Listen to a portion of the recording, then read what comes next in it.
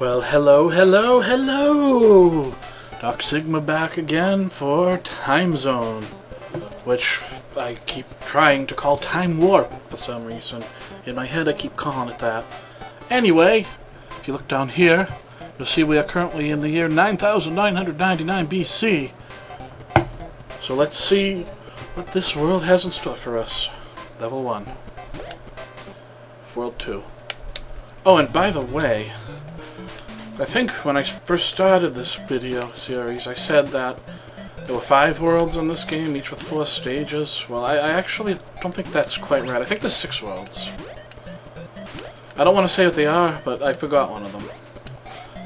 Yes, but I actually forgot the Ninja World. Oh yes, there is a Ninja World. And the ninjas will come out of nowhere and just attack you, because that's what ninjas do. They're sneaky like that. It's like you're walking past a wall, you think it's a wall. No, it's about 50 ninjas.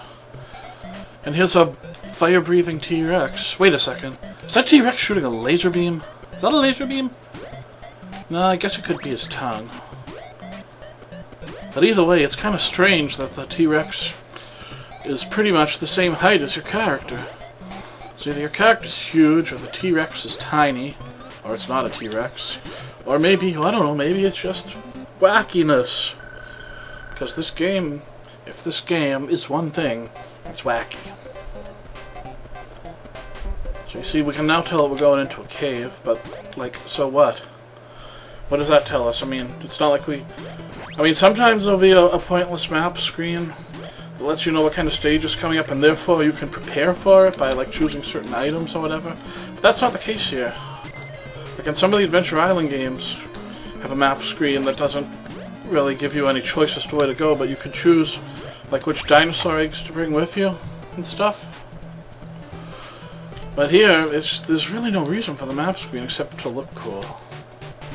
So what I think they should have done instead was what they do in, for example, the various remakes of Super Mario Brothers and Super Mario Brothers 2, where, like, when it says, like, World 1-1, Mario times 3, it shows you a little picture that's a preview of the level. I think that would have been more useful.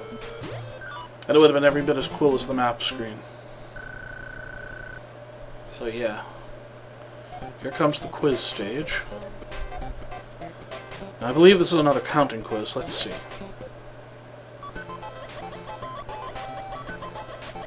Oh, cool, he talks, too. And he is T-Rex! Well, maybe he's Theodore Rex. And its answer to these questions is a little off, because there's only going to be one. And this is actually kind of easier than the other one. Because the first stage, a bunch of crap flew by, and you had to count only the ones that were red. This time you just count everything. So let's go. 1, 2, 3, 4, 5, 6, 7, 8, 9, 10, 11, 12. Hey! 1, 2, 3, 4, 5, 6, 7, 8, 9, 10, 11, 12.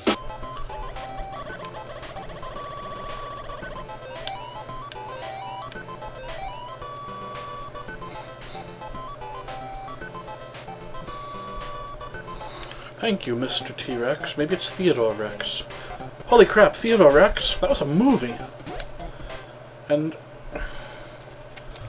I kind of remember it. It took place in a world where, like, humans and dinosaurs coexisted, and the dinosaurs were roughly human-sized, and they could talk and stuff. And there was this one dinosaur named Theodore Rex, and he was a cop! And stuff. And things and stuff. So, yeah. And he was investigating...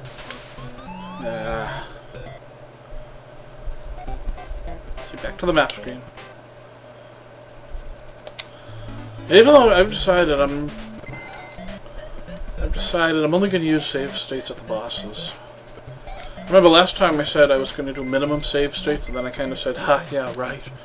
But I think I'm really going to go for that. Because, I mean, this game is simple enough that I shouldn't have to use save states. I mean, yeah, it's unforgiving, but that just means you have to take your time. You have to be patient.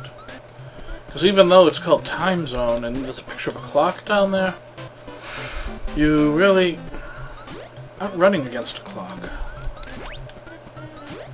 God, did I mention I love this weapon? This weapon is frickin' sweet. And it's very easy to control. Oh, no, no. Ah, I fell into the tomato soup.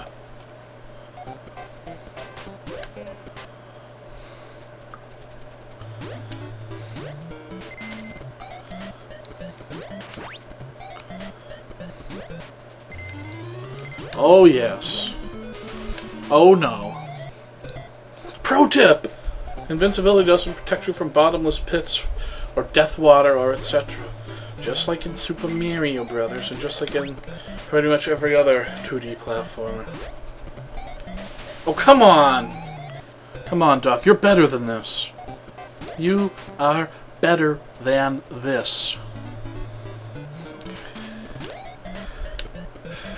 I mean, okay, you're not. You're really not better than this. You're significantly worse. But it's still no excuse. Ignorance of the law is no excuse. That phrase translated into Latin is an actual legal phrase, isn't it? I don't really know what it is, though.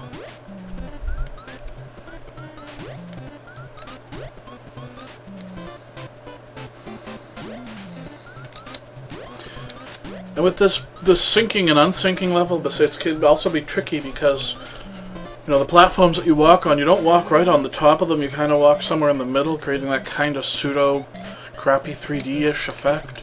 And you really have to get used to where on the platform you actually land, because otherwise you'll sink. See, right there, if I had gone to the right, I would sink, safe. So you have to get a feel for it. It's closer to the bottom of the platform than it is to the top.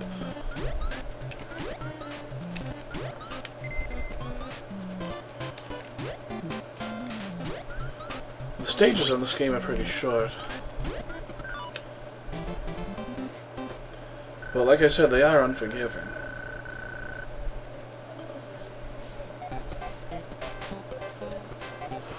Kind of like Adventure Island.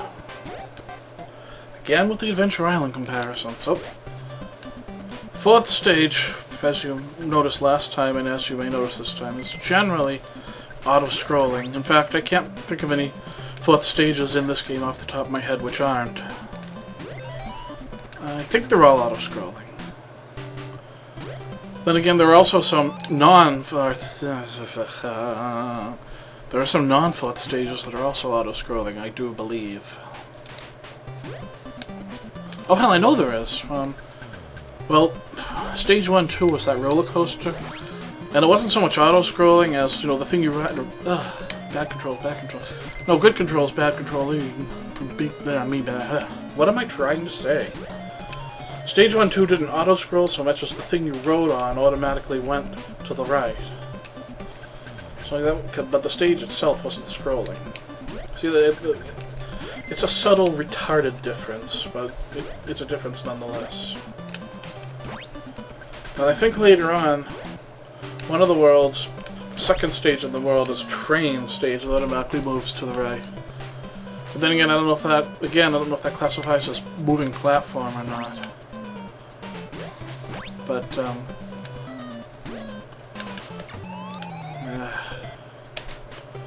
what? No, I said I wasn't gonna do save states, and now I just did 3 in a row.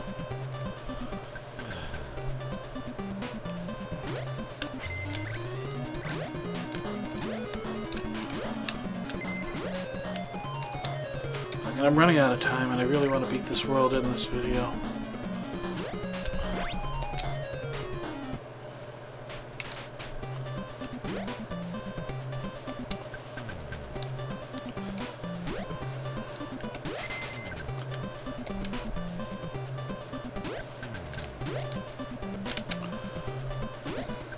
Now, whereas you can pretty much always bounce on bosses' heads, you know, to safely get out of the way, the same isn't true for the enemies. Some enemies you can safely land on their heads and even walk around on them, or some you can't. Sometimes, you know, your intuition will pay off. For example, if an enemy is covered with spikes, you probably can't land on it. But sometimes it doesn't make sense. Like those flying pterodactyls, I'm pretty sure you can't land on them.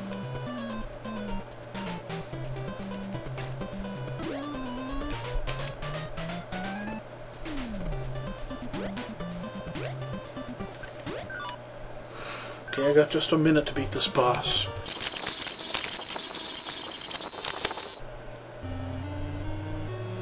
Hey, there's the girl, and Dr. Wily gives up again. Oh, he doesn't really give up, does he? Nope, he drops a frickin' rock on your head.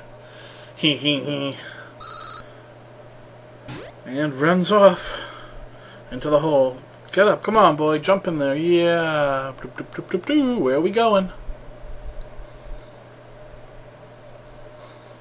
1885.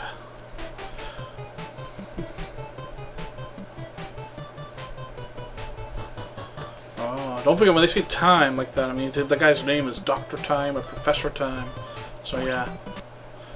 So, next time on Let's Play Time Zone, we get to see the mildly racist Old West level. This is Doc Sigma signing off. Later.